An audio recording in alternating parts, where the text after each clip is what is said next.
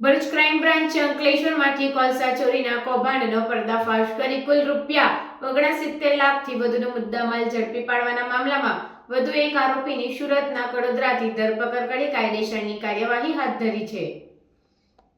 ગત તારીખ 23મી ઓગસ્ટના રોજ સુરતના મગદલ્લા પોર્ટ ખાતેથી ટ્રાન્સપોર્ટ મારફતે દહેજ ખાતે લઈ જવાતા ઇમ્પોર્ટેડ કોલસાની ટ્રક અંકલેશ્વર નજીક શ્યામ એન્ટરપ્રાઇઝ નામના ગોડાઉનમાં રોકી તેમાંથી કોલસાની ચોરી કરવામાં આવી રહી છે। જેવી બાતમીના આધારે ભરૂચ એલસીબીએ દરોડા પાડી સમગ્ર કૌભાંડનો પર્દાફાશ કર્યો છે।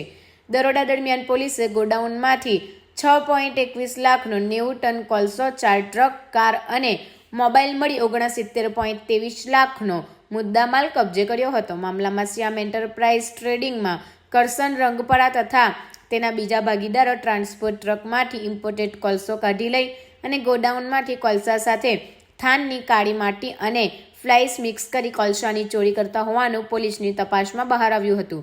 પોલીસે અગાઉ આ મામલામાં 9 આરોપીઓની ધરપકડ કર્યા બાદ વધુ એક આરોપીની ધરપકડ કરી છે। પોલીસે સુરતના કડોદરા વિસ્તારમાંથી કુતબુદ્દીન ખાન નામના આરોપીની ધરપકડ કરી છે। ઝડપાયેલ આરોપી સહારા ટ્રાન્સપોર્ટના માલિકનું હોવાનું બહાર આવ્યું છે।